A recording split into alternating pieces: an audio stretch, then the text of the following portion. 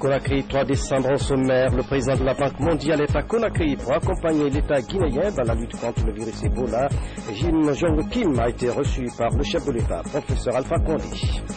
Le Premier ministre Mohamed Saïd Fofana vient d'inaugurer de nouveaux laboratoires moléculaires à Conakry destinés à l'examen viral des personnes infectées du VIH-Sida. En sommaire encore, Cannes, Guinée équatoriale 2015, le tirage au sort a eu lieu à Malabo. Le Sili de Guinée évoluera dans le groupe D avec la Côte d'Ivoire, le Mali et le Cameroun.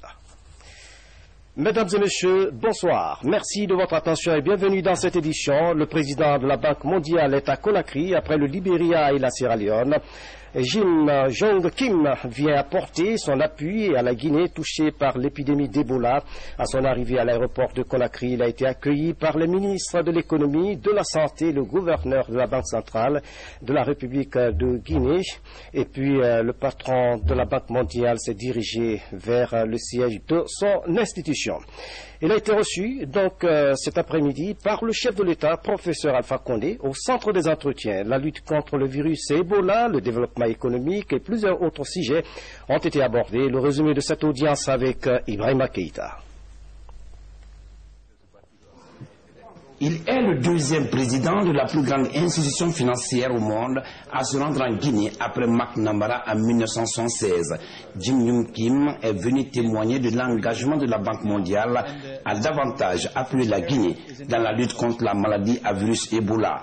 Déjà, la Banque mondiale est intervenue dans la lutte contre Ebola en Guinée au cours des 2 derniers mois à près de 100 millions de dollars. Et comme aide budgétaire, la Banque mondiale a accordé à la Guinée 40 millions de dollars de prêts et 10 millions de dollars de dons. Après leur tête-à-tête, le président de la République et son hôte ont eu un entretien élargi avec quelques membres du gouvernement et le Comité national de lutte contre Ebola. Pour le président de la Banque mondiale, il s'agit d'aller avec la Guinée pour l'atteinte rapide de 0 cas. En plus de cette intervention dans la lutte contre Ebola, la Banque mondiale, au dire de son président, accompagnera la Guinée dans la lutte contre la pauvreté et la gouvernance économique. Nous savons que l'épidémie continue d'évoluer. Nous savons aussi qu'en Guinée, elle est moins importante que dans les autres pays. Mais le contrôle frontalier va être très important pour résorber la progression de l'épidémie. Nous avons abordé aujourd'hui un plan qui nous amènerait au cas zéro, c'est-à-dire à 0 cas. Avec Ebola, on ne peut pas être satisfait de quelques cas qui restent. Il faut absolument atteindre le point de cas zéro. C'est pourquoi nous avons parlé d'un plan compréhensif pour arriver à cet objectif. En même temps que nous combattons Ebola, il est important que nous abordions aussi le plan économique pour justement sortir de la crise. Et pour cela, nous avons alloué des fonds sur 3 ans que nous allons déjà délivrer sur les 2 premières années. Et nous allons poursuivre la recherche de fonds pour cette 3e année. Dès lors, il s'agit de faire de la présence de la fièvre Ebola en Guinée une opportunité. Le chef de l'État a mis l'accent sur les questions évoquées pendant leur tête-à-tête, des questions liées à l'agriculture, à l'industrie et au tourisme. Pour le professeur Alpha Condé, il faut profiter des potentialités de la Guinée. Nous devons remercier le président de la Banque mondiale et son équipe, le président Kaye et le vice-président Maktar, pour tout l'appui qu'ils nous ont apporté, qu'ils continuent à nous apporter. Je suis convaincu qu'avec leur soutien, le peuple de Guinée sait qu'il n'est pas abandonné ni isolé, et que nous pouvons transformer l'Ebola en opportunité. Nous avons donc abordé les différentes questions. La première, c'est l'électricité. Nous avons le barrage de Caleta qui va finir bientôt. Et en accord avec eux, avec la SFI, nous allons faire en sorte que le barrage de Swapiti commence en 2015 pour que la Guinée soit le premier pays de la sous-région à résoudre le problème définitivement de l'électricité, à pouvoir donner de l'électricité aux pays voisins. Nous savons aussi que la Guinée, malheureusement, n'a pas de tissu industriel et nous n'avons pas les moyens de développer des petites et moyennes entreprises parce que le taux des banques commerciales est trop élevé. Donc, nous comptons sur le groupe de la Banque mondiale, particulièrement la SFI, afin d'accompagner les banques pour qu'on puisse avoir des taux bonifiés qui peuvent permettre à nos petites et moyennes entreprises et à nos industries de se développer. Et surtout l'agriculture. Vous savez que la Guinée peut faire 2 cultures par an si nous avons l'irrigation. Nous pouvons faire la culture en janvier en saison de pluie. Nos paysans font 1 tonne à l'hectare, alors que le projet qu'on a avec l'Afrique du Sud et le Vietnam fait 7 tonnes. Donc nous pouvons à la fois faire 2 cultures par an et permettre à nos paysans de passer d'1 tonne à l'hectare à 4 tonnes à l'hectare. Mais cela suppose qu'on ait, en plus des semences améliorées, qu'on ait l'irrigation. Enfin, la Guinée a de grandes possibilités touristiques puisque nous avons le bord de mer comme le Sénégal, la savane comme le Mali, la forêt comme la Côte d'Ivoire. Mais nous avons ce que personne n'a en Afrique de l'Ouest, les hauts plateaux. Or, avec la crise actuelle au Nigeria, au Kenya, qui est due malheureusement au développement du terrorisme avec le Sheba, la Guinée, le Fouta, particulièrement Dalaba et Mali, peuvent être des destinations. C'est pourquoi nous faisons tout pour transformer tous les bungalows de Dalaba afin que nous puissions développer le tourisme. Mais cela suppose aussi les infrastructures. Qui tourisme dit les routes. Je pense que la Banque mondiale et personne, nous avons exposé tout ce que sont nos besoins, nos préoccupations. Et je sais que le président Yimkin va nous accompagner. Et le peuple de Guinée lui est très reconnaissant. Et nous n'oublierons pas tous les efforts qu'il a fait pour nous soutenir. Surtout, il va nous aider à définir un plan de lutte contre l'Ebola. Parce qu'actuellement, il y a trop d'interventions un peu désordonnées. Et il s'est engagé à nous envoyer quelqu'un qui va nous permettre d'avoir un plan qui va nous permettre d'arriver au cas zéro. Il faut que les Guinéens soient confiants, mais il faut que nous-mêmes nous collaborions, qu'on accepte d'écouter les médecins, qu'on accepte les contacts et qu'on ait moins de résistance pour qu'on finisse le plus tôt possible l'Ebola. Jim Yong Kim, 12e président de la Banque mondiale, vient à travers cette visite prouver son amitié et sa solidarité au président de la République et au peuple de Guinée. Avec l'engagement des amis de la Guinée et de tous les Guinéens, Ebola sera vaincu au plus vite. À propos de lutte contre Ebola, ce communiqué du gouvernement, conformément à la décision du Conseil des ministres du 21 novembre 2014, les membres du gouvernement effectueront à compter du 4 décembre 2014 une mission de supervision de la riposte contre la fièvre hémorragique à virus Ebola sur l'ensemble du territoire national. Les objectifs de la mission sont notamment d'évaluer et renforcer la relation fonctionnelle entre la coordination préfectorale et les autorités préfectorales, de noter les résultats atteints et identifier les actions et efforts restants à fournir, de soutenir les autorités préfectorales et acteurs locaux de la riposte et recueillir leurs observations, d'évaluer et renforcer le dispositif de suivi des contacts et l'avancement des travaux ou le fonctionnement des centres de traitement, de veiller à la mise en place des comités de veille au niveau des communautés, des communes urbaines et rurales. En vue de la réussite de la mission, il est demandé aux autorités administratives décentralisées et aux acteurs locaux de la riposte contre l'épidémie Ebola de prendre les mesures suivantes. Organiser une réunion d'information et d'identification des actions, défis et enjeux de la riposte avec les acteurs techniques, administratifs et communautaires, préparer des séances d'échange avec les élus locaux et les communautés, organiser une visite des zones prioritaires du personnel de santé, des notables et leaders d'opinion. Le gouvernement invite toutes les autorités et acteurs concernés par la riposte contre la fièvre hémorragique à virus Ebola à se rendre disponibles et à contribuer au succès de cette mission. Signé porte-parole du gouvernement, M.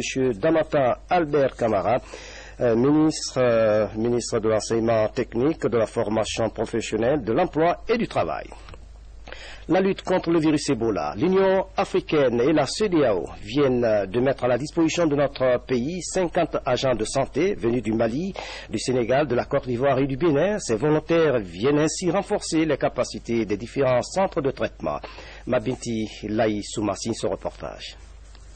Agents de santé foulent le sol guinéen ce mercredi matin. Ils sont médecins, hygiénistes et infirmiers. Ils viennent prêter main forte au personnel sanitaire dans la lutte contre Ebola. Très intéressant dans la mesure où ça a permis aux équipes et aux différents membres, aux différents volontaires qui sont venus de pays différents, de s'habituer non seulement théoriquement à la maladie à virus Ebola, comment faire la prévention, comment prendre en charge les malades, comment prendre en charge même nos parents qui sont décédés à la suite de cette maladie et comment se prévenir pour ne pas attraper la maladie. Et ceci s'est fait sur 8 jours, avec une partie théorique et une partie pratique. Ces volontaires venus de plusieurs pays africains resteront en Guinée jusqu'à la fin de l'épidémie. Ils sont déterminés à éradiquer le virus Ebola en Guinée. L'objectif de cette mission, c'est d'isoler le virus pour se rapprocher de ces frères-là. Nous venons ici de manière bénévole pour venir en aide à ces pays-là, mais aussi protéger nos pays qui sont voisins. Pour la coordination nationale de lutte contre Ebola, ces agents de santé arrivent à point nommé. Ils seront redéployés dans les différents centres de traitement du pays. C'est la Guinée même qui a demandé à tous les partenaires et la communauté internationale pour nous appuyer en matière de renforcement de nos capacités afin que nous puissions vite contrôler cette maladie. Donc, en tant que coordinateur national de la lutte contre Ebola, cela ne peut que me donner entière satisfaction et de me rassurer que nous sommes accompagnés et appuyés par tous nos pays voisins et la communauté internationale. En plus de la Guinée, l'Union africaine et la CEDEAO ont déployé 100 autres agents au Libéria et en Sierra Leone, deux pays également touchés par le virus Ebola. La solidarité africaine oblige. L'ambassadeur du Maroc offre du matériel médical au bataillon spécial de Conakry. Le ministre délégué à la Défense, Abdoul Kabele Kamara, se réjouit de ce don qui renforce davantage les relations de coopération entre Rabat et Conakry. Lieutenant Alias Kamara est correspondant de la presse militaire. L'ambassadeur du royaume chérifien en Guinée, son Excellence Majid Alim, a procédé ce matin à la remise officielle d'un don aux forces armées guinéennes. Ce don, composé d'équipements de campement et de matériel médical, s'inscrit dans le cadre du renforcement de la coopération militaire entre nos deux pays. En réponse aux attentes de ce pays frère, pour l'octroi de soutien en produits et matériel médical,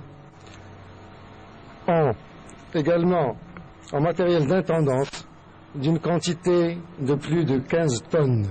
En recevant ce don, le ministre délégué à la Défense nationale, Maître Abdoul Kabele Kamara, qui avait à ses côtés le chef d'état-major général adjoint des armées et plusieurs autres cadres de l'armée, a exprimé au nom du chef de l'État sa reconnaissance au roi du Maroc pour son soutien constant au peuple de Guinée et son armée.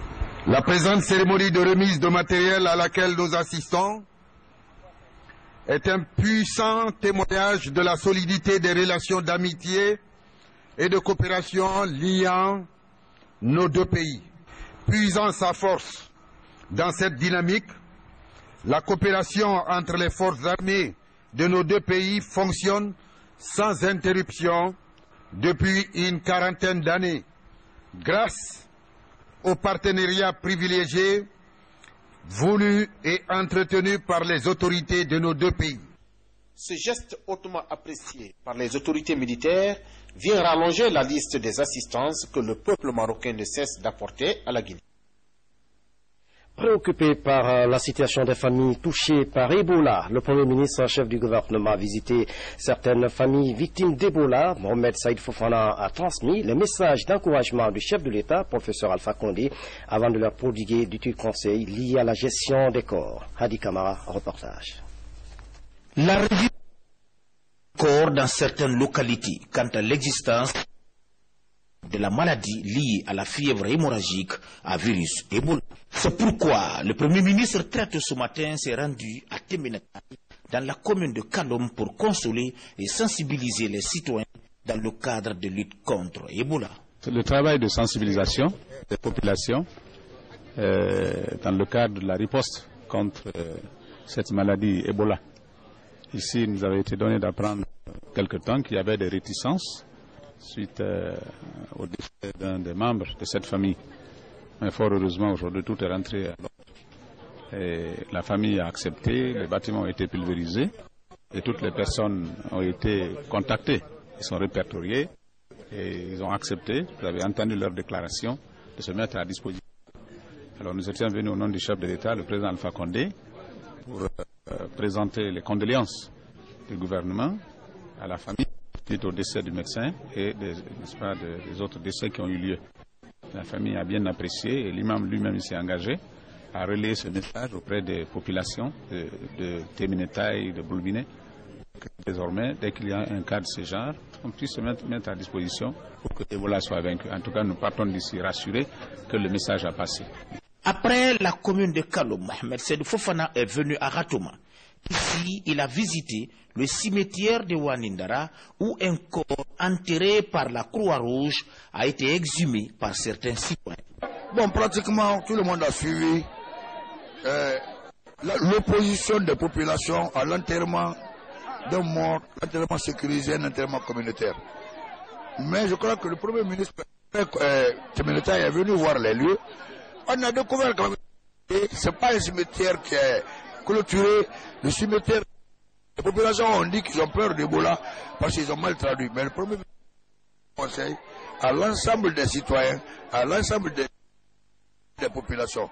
Et le Premier ministre s'est engagé au nom du chef de l'État de prendre toutes les dispositions pour les normes d'un cimetière bien clôturé et autres. Sinon, les cadavres qu'on met ici exposent les populations à d'autres fêtes. Mais je pense que tout ira pour le mieux parce que les populations ont compris et on est ensemble. En compagnie des membres du gouvernement et du gouverneur de la ville de Conakry, le Premier ministre s'est rendu à la maison mortuaire ici à Anko 5. Mohamed Seydou Fofana a saisi l'occasion pour inviter les uns et les autres à plus de vigilance par rapport aux règles d'hygiène, de prévention et de gestion des malades ou des décès liés à la fièvre hémorragique à virus Ebola. Dans l'actualité encore, un important lot de kits de protection pour les écoles de Forêt-Caria et les localités de la Moyenne-Guinée. C'est un geste de la GTZ dont la valeur est estimée à plus d'1 milliard de francs guinéens. Ce matériel vise à accompagner les efforts du ministère de l'Éducation. Le point avec Amadou Touré. La GIZ donne le coup d'envoi de la remise des kits de lavage de mains aux écoles de l'intérieur du pays. Ces seaux, savons, chlore et résistent d'une valeur de plus d'1 milliard de francs guinéens sont la contribution de la coopération allemande dans le processus de sécurisation de l'ouverture des classes. La lutte est un processus continu. Les kits qui ont été mis à disposition officiellement ce matin à Forêt-Caria servent sur une certaine période, si je ne me trompe, qui va aller entre 3 et 6 mois. Et d'ici là, au fur et à mesure que le plan de riposte va changer, souhaitons-le dans le sens positif, la GZ sera là pour accompagner. Toute la préfecture a un sentiment de joie, dans la mesure où ces kits viennent nous renforcer pour la prévention. Seule la prévention peut briser la chaîne de contamination. Ces dons sont destinés aux 122 écoles de la direction préfectorale de l'éducation de Forêt-Caria. En représentant le ministre de l'Enseignement préuniversitaire et de l'Alphabétisation, Dr Souriba Silla insiste sur l'implication effective des parents d'élèves dans la protection des concessions scolaires en Guinée. La collaboration entre les administrateurs scolaires et les parents d'élèves est une collaboration plus qu'indispensable maintenant. Ce sont les parents qui vont faire pratiquer aux enfants les mesures d'hygiène à la maison avant de venir à l'école. En plus des écoles de la DPE de Forêt-Caria, la GIZ couvre 20 localités dans la région de la Moyenne-Guinée. L'objectif visé des responsables de l'ONG allemande, protéger les concessions scolaires du virus Ebola.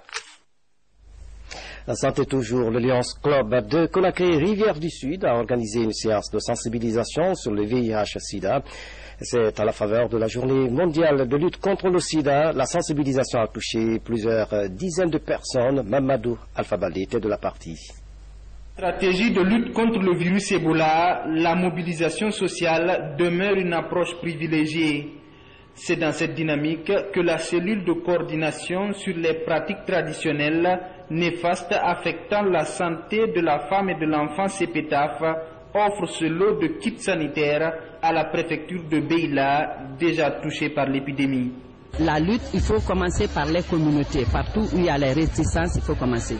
Beila est une préfecture de la région forestière qui est aussi atteinte que Zéro Corée, Massanta et Gekedo. Il faut bien commencer par une première. Beila est la première préfecture qu'on a touchée. Nous avons répondu à l'appel du président de la République, le professeur Alpha Condé, pour que nous nous impliquions dans cette lutte. Il y a des kits de protection. Il y a également des kits pour le lavage de mains. Donc ces kits-là vont nous aider à prévenir de nouvelles contagions parce que c'est ce qui se passe maintenant sur le terrain. À Sigiri, les associations de groupes d'âge s'impliquent aussi dans la lutte contre Ebola. Des campagnes de sensibilisation et d'assainissement sont réalisées dans plusieurs secteurs de la ville. On fait tout ça pour assister les autorités dans la lutte contre cette sale maladie qui a tué beaucoup de nos compatriotes. Comme l'insalubrité favorise la propagation d'Ebola, il faut qu'on assainisse autour de nous pour éviter le virus. À travers ces initiatives, comme ce geste de CEPETAF, le combat contre Ebola pourrait bientôt être gagné. Aujourd'hui, suite aux efforts déployés sur le terrain, l'épidémie est en train d'être maîtrisée. Vous avez certainement dû comprendre, c'était là donc le reportage de Mamadou Alpha Baldé. C'était un don de CEPETAF à la préfecture de Beila dans le cadre de lutte contre Ebola. Le président de la République a visité un hôtel de 5 étoiles à Conakry. Cet hôtel attire sur la corniche de Conakry. Cette infrastructure impressionne les Guinéens. Le point avec Ibrahima Keïta. En se rendant sur ce chantier, le chef de l'État, professeur Alpha Condé, veut mieux s'informer de la qualité et le niveau d'avancement des travaux. Un hôtel 5 étoiles logé dans un building composé de 187 chambres, un centre de congrès de 1000 mètres carrés pour une capacité d'accueil de 350 personnes. Il est aussi prévu une piscine et un restaurant prenant une vue sur l'océan Atlantique. Une terrasse et 2 bars internes et externes s'ajoutent à autant de commodités qui feront le bonheur du touriste. L'hôtel Noum est un hôtel de 5 étoiles. Vous voyez, le concept de l'architecte a voulu que ce soit un hôtel qui ressemble un petit peu à un bateau posé sur l'eau, donc un ferry, ou un bateau de croisière même plutôt. Et donc on a respecté un petit peu cette architecture. Donc vous verrez quand l'hôtel, bon là on a un petit peu les échafaudages parce que on fait les peintures de façade, mais vous verrez quand le projet sera terminé, on aura vraiment l'impression et vu de loin que c'est un bateau de croisière posé sur l'eau. La deuxième particularité de cet hôtel, c'est qu'il a une capacité événementielle qui est assez importante puisqu'on a un centre de congrès, de banquets et de séminaires qui est détaché de l'hôtel, et c'est ça la particularité, c'est que nous avons donc cet espace qui sera un des plus grands, enfin je ne dis pas le plus grand de Conakry, mais un des plus grands de Conakry qui a une capacité assez importante. Ce tout chantier, démarré en septembre 2012, atteste la volonté du chef de l'État de doter la Guinée de réceptifs hôteliers de haut standing, d'où cette visite imprévue ce mercredi 3 décembre 2014. Déjà, c'est un très très grand honneur de voir le président venir comme ça nous visiter pendant la période de chantier. Je sais que le président suit de très très près l'évolution de ce chantier parce que la ville de Conakry, mais la Guinée a aussi besoin d'un grand hôtel. Il y en a bien sûr déjà en ville, mais ici ça va être un grand hôtel à Kaloum. C'est un des projets du président, il y tient énormément. Donc il se rend bien entendu sur le chantier pour voir l'évolution et laquelle phase d'achèvement nous en sommes. C'est un très très grand honneur d'avoir sa présence ici bien entendu. Ça nous encourage, ça va motiver, ça va surtout nous mettre encore plus la pression. À terme, cet établissement hôtelier va employer 230 personnes dont 120 Guinéens.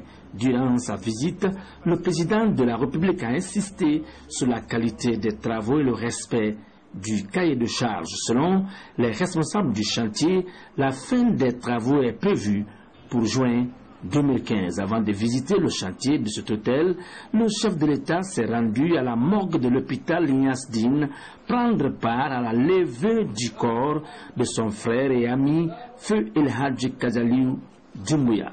Né en 1928, El Hadji Kazaliou Doumbouya est décédé le mardi dernier des suites d'une longue maladie. Professeur Alpha Condé est venu rendre un dernier hommage à cet opérateur économique avec lequel il entretenait une vieille amitié. Repose en paix, El Hadji Kazaliou Doumbouya. Amen. L'autre image de l'actualité nationale, la Guinée et ses partenaires sont déterminés à améliorer la prise en charge des personnes vivant avec le sida pour s'assurer des conditions de soins dans les structures spécialisées. Le Premier ministre s'est rendu au centre de traitement ambulatoire de Donka et a pour l'occasion inauguré 2 nouveaux laboratoires moléculaires. Voici le reportage de Sori de Kera. La prise en charge des personnes vivant avec le VIH connaît une amélioration depuis les 3 dernières années en Guinée. Une performance due à la gratuité des antirétroviraux ARV, mais aussi à l'amélioration des structures de soins grâce au soutien des partenaires internationaux. L'ONG Soltis, entendez Solidarité thérapeutique et Initiative contre le sida, figure parmi ses partenaires. Avant, lorsqu'on voulait instaurer un traitement, lorsqu'un médecin qui suit un patient atteint de VIH-Sida voulait instaurer un traitement, il se basait sur le typage lymphocytaire, c'est-à-dire le nombre de lymphocytes T4. Lorsque ce nombre est inférieur à un chiffre, donc il met le patient sous traitement. Aujourd'hui, en plus de ça, nous avons la charge virale. La charge virale a la particularité de suivre le traitement que prend le patient. À la faveur de la semaine mondiale de lutte contre le sida, le Premier ministre chef du gouvernement, président du comité national de lutte contre le sida, a voulu s'enquérir des conditions de prise en charge des personnes infectées par la maladie. Pour l'occasion, 2 nouvelles unités de laboratoire biomoléculaires sont inaugurées. La première est installée au centre de traitement ambulatoire des malades de Donka et la deuxième ici à l'Institut national de santé publique. Elles doivent permettre d'améliorer l'examen de la charge virale des malades séropositifs. Ce sont des laboratoires que nous avons mis en place grâce au financement de l'UNITED, ce qui est spécifique, c'est-à-dire le projet Opéra, pour pouvoir réaliser la charge virale des patients vivant avec le VIH. La charge virale, c'est cet examen biologique qui nous permet de savoir la quantité de virus dans le corps d'une personne vivant avec le VIH. Et nous avions 7000 examens à faire dans cette première phase. Au jour d'aujourd'hui, nous sommes à 2000 déjà, ce qui augure déjà que nous sommes dans la bonne voie. Je voudrais aussi remercier et féliciter le Comité national de lutte contre le sida qui vraiment a fait preuve de leadership dans cette lutte, et aussi les ONG, Soltis et Médecins sans frontières et d'autres ONG que nous ne pouvons pas citer ici, le Fonds mondial surtout, qui a accompagné le gouvernement guinéen. Je voudrais surtout féliciter et encourager les personnes porteuses de VIH-Sida qui se battent et qui seront encouragées de voir tout cela. De 2011 à nos jours, la coordination nationale de prise en charge sanitaire et de la prévention du VIH est passée de 6 000 à 35 000 malades. Son ambition est de couvrir la prise en charge des 60 000 personnes qui constituent les besoins de l'ensemble du pays. Pour y arriver, l'amélioration des capacités des structures d'accueil et l'allocation d'un budget de fonctionnement sont vivement sollicités par la coordination. Le débat sur le budget de 2015 se poursuit à l'hémicycle. Les ministres en charge des mines, de la pêche et des travaux publics ont défendu leur plan d'action et leur budget sectoriel. C'est un compte-rendu signé de François Lamont. En 2015, le ministre en charge du département des mines et de la géologie, dans son plan d'action, se propose de poursuivre l'élaboration d'une stratégie de communication pour le ministère. À ce projet s'ajoute l'accompagnement des projets miniers, le développement des infrastructures minières et le renforcement des capacités humaines et institutionnelles du département. Nous avons des grands projets accompagnés comme le projet Simandou qui vaut environ 20 milliards de dollars, le projet Global Alumina GAC environ 6 milliards de dollars, le projet de CPI avec les Chinois qui vaut à peu près 6 milliards de dollars. Et ces 3 projets totalisent pratiquement plus de 30 milliards de dollars. Il faut aussi faire en sorte que les petits projets ne soient pas laissés. Le troisième, c'est le développement des infrastructures minières, surtout les chemins de fer et les ports. L'autre défi, c'est le défi de renforcement de capacités humaines et institutionnelles. Au département de la pêche et de l'aquaculture, le ministre a plaidé devant les députés pour le financement des projets en vue de dynamiser le secteur de la pêche en Guinée. Nos priorités, c'est de soutenir le financement des idées de projets, sans lesquels il serait très difficile d'avoir des projets dans notre département. Parce que pour avoir des projets, il faut savoir effectuer des études de faisabilité. Et pour obtenir les études de faisabilité, il faut financer. C'est ce financement qui nous manque. Et c'est ce que nous avons demandé aux honorables députés, de nous aider à ce que nous puissions accéder à ce fonds qui nous permettra de développer ces projets pour le bonheur des pêcheurs artisans. Pour l'année 2015, nous allons avoir 3 ports de pêche artisanale qui vont être valorisés à travers la coopération marocaine et japonaise. Il s'agit du port de pêche de Temenetai, de Bonfi et de Caporon. De même, au ministère des Travaux publics, le ministre a soutenu nombreux projets qui doivent être exécutés en 2015. Les projets indispensables en 2015, il y a le financement de l'Union européenne qui couvre 53 km. Donc forcément, il faut faire le restant, Guéguédou jusqu'à Kondembadou. Nous avons par exemple la voirie de Mamon qui est en cours. Aussi des travaux tels que Daboula Kouroussa. Tout le monde parle de la dégradation qu'il y a à ce niveau. Mais il y a des projets aussi importants pour lesquels j'ai eu à signer 15 protocoles d'entente pour permettre aux partenaires de participer à la construction de la Guinée. Les séances plénières consacrées aux questions et réponses sans vote prendront fin jeudi prochain. Et puis, le Conseil de l'autorité de régulation des marchés publics, au cours de sa première session du 28 novembre 2014, a examiné les dossiers relatifs au recouvrement de la redevance due à l'ARMP.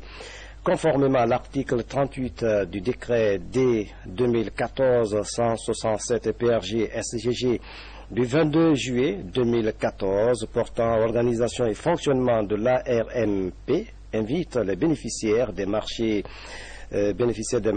immatriculés après le 22 juillet 2014, date d'entrée en vigueur du décret submentionné, de procéder au paiement de la dite redevance au plus tard le vendredi 12 décembre 2014. Cet avis tient lieu de dernière mise en demeure. Le président du Conseil de régulation de l'ARMP, signé Fodé Omar Touré.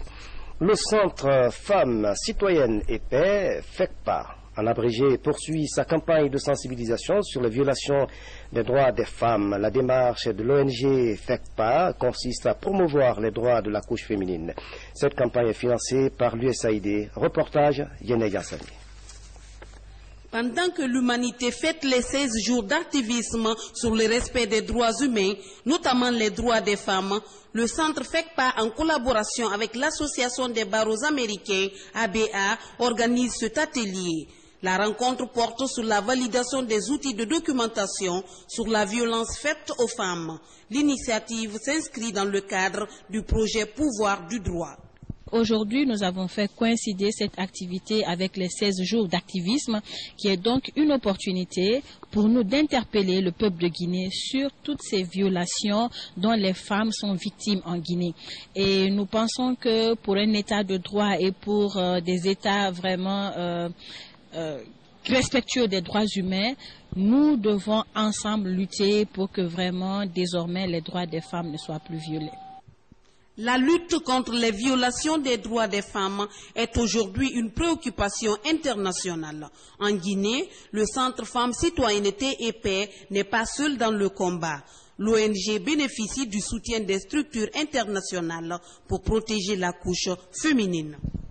En Guinée, nous avons aussi des programmes pour lutter contre la violence basée sur le genre ici en Guinée et lutter contre le niveau d'excision faites aux filles et femmes aussi. Donc on va continuer dans ce sens. C'est-à-dire, c'est de faire en sorte que les principales violations, problèmes auxquels les femmes sont confrontées dans les communautés en termes de droits humains soient mieux connus. L'idée étant de pouvoir faire changer la situation. À travers ses activités d'information et de sensibilisation, le Centre FECPA s'illustre dans le combat universel pour la promotion des droits des femmes dans le pays. Dans le même registre, soutenir les femmes dans la mise en œuvre de leurs micro-projets et renforcer leurs compétences techniques managériales, c'est le but des projets lancés par le ministère de l'Action sociale. Les villes de Dubreka, Kindia et Kankan sont les bénéficiaires. Ces projets sont financés par le Fonds des Nations Unies pour la population. Rose Porcho signe ce reportage. L'enquête nationale sur les violences basées sur le genre a révélé en 2009 que la prévalence de la violence conjugale dans le pays est de 85%. Pour renverser la tendance et amener les femmes à se prendre en charge, le ministère de l'Action sociale, en partenariat avec le Fonds des Nations Unies pour la population, initie ce présent projet d'appui à la couche féminine. C'est un projet qui consiste à identifier des groupements dans 16 localités de la Guinée, y compris les 5 communes de la capitale, à leur assurer une formation en entrepreneuriat, ensuite à leur mettre à disposition une ligne de crédit à chaque groupement et à les suivre dans le cadre d'un processus de mentorat pour qu'elles puissent développer leur programme. Le projet s'inscrit dans le cadre de la mise en œuvre du plan prioritaire de consolidation de la paix en Guinée. Il est exécuté dans les zones à risque de conflit Près d'une centaine de participantes issues des groupements féminins sont concernées. La femme elle-même, elle est paix. Et lorsqu'elle s'engage pour la paix, elle fait en sorte que la paix rayonne autour d'elle. Mais on ne vit pas seulement de paix. On doit accompagner en fait les femmes par rapport aux activités génératrices de revenus pour leur accorder une certaine autonomie financière. C'est d'initier aux femmes de devenir autonomes. Le projet, ça va commencer par la formation qui est essentiellement indispensable pour la gestion d'une entreprise. Les femmes vont suivre la formation et après la formation, il y aura création d'activités pour elles avec tous les contours y afférents. Un projet qui réjouit les femmes bénéficiaires. On est content de ce projet car il vient à point nommé. Nous avons beaucoup d'espoir. Dieu merci. Ces filles et femmes seront donc formées en techniques de saponification et de teinture ainsi que d'autres activités liées à l'autonomisation de la femme. Et puis, technologie au service de la participation sociale des personnes handicapées, c'est le thème de la journée internationale des personnes handicapées célébrée ce mercredi en Guinée. L'actualité sportive, vous le savez peut-être, le tirage au sort vient de prendre fin à Malabo, en Guinée équatoriale. Le Sili évoluera dans le même groupe avec la Côte d'Ivoire, le Mali et le Cameroun. Omar Yeng, bonsoir. Bonsoir. Merci donc d'avoir accepté notre invitation. Quelle est la chance du Sili national dans ce groupe? Bon, nous disons tout de suite, pour mettre les Guinéens à l'aise, qu'aucun match n'est joué à l'avance. Oui. Aucun match n'est gagné à l'avance, aucun match n'est perdu à l'avance. Tout est question de préparation avant et d'engagement pendant le match. C'est dire que le Sili national, au cours de cette CAN, doit venir avec un plus de détermination. D'ailleurs, moi je dirais, sous le signe de la revanche. Parce que ces derniers temps a montré sa détermination. Voilà, j'en viens. Et vous savez, la compétition, c'est pour cette remise en cause perpétuelle des titres et des médailles. Si il n'y avait que les mêmes équipes qui gagnent, mais il n'y aurait pas eu de compétition. Je dis donc que le Sili national doit venir avec un plus d'engagement, parce qu'on se retrouve dans un groupe avec des équipes qui, dans les dernières confrontations, nous avaient toujours battus. Qu'il s'agit de la Côte d'Ivoire, du Cameroun ou du Mali, dans nos dernières confrontations, ces équipes nous ont toujours battus. La Côte d'Ivoire et le Mali, c'est relativement récent.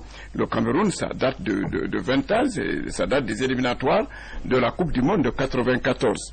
Donc, vu les performances ultérieures du Cameroun et celles de la Côte d'Ivoire et celles du Mali, je dis que le Sili national doit venir avec un plus d'engagement et de détermination, parce que rien n'est perdu, tout est jouable. Personne ne pouvait prédire que la Guinée allait survoler le Togo 4-1 à Lomé. Personne ne pouvait prédire que le pays détenteur de la Coupe, le Nigeria, ne serait même pas parti aux phases finales. Et à l'échelle mondiale, personne ne pouvait prédire à la Coupe du Monde que le Brésil allait sombrer 7-1 au Brésil devant l'Allemagne. C'est-à-dire que tout est jouable. On peut battre la Côte d'Ivoire, on peut battre le Mali, on peut battre le Cameroun. Tout est jouable, tout est question de préparation et d'engagement. Oui, à cœur vaillant, rien d'impossible. Est-ce que très rapidement, vous pouvez revenir sur la composition des différents groupes? Oui, dans le groupe A, il y a le pays organisateur, la Guinée équatoriale, il y a le Burkina Faso, il y a le Gabon et le Congo. C'est un groupe relativement équilibré. Dans le groupe B, il y a la Zambie, il y a la Tunisie, il y a le Cap-Vert qui est un pays émergent et la République démocratique du Congo. Dans le groupe C, il y a des équipes très huppées comme le Ghana, mondialiste, l'Algérie, mondialiste, il y a l'Afrique du Sud et il y a les Lions de la Teranga, le Sénégal. Ça, c'est vraiment, comme on le dit, un groupe de la mort, mais notre groupe aussi en est un. Il y a la Côte d'Ivoire qui est mondialiste, il y a le Mali qui est toujours présent aux phases finales de la CAN, qui a été même demi-finaliste. Il y a le Cameroun qui vient de la Coupe du Monde et il y a la Guinée qui est re-émergente. Donc moi je dis, c'est un groupe où il y aura des marches électriques. Il faut maintenant que le Sili national prouve qu'il mérite sa qualification. Merci Omar Yeng d'avoir accepté notre invitation. C'est la fin de cette édition. À tous, merci de nous avoir suivis. Excellente soirée où que vous soyez dans le monde. À bientôt.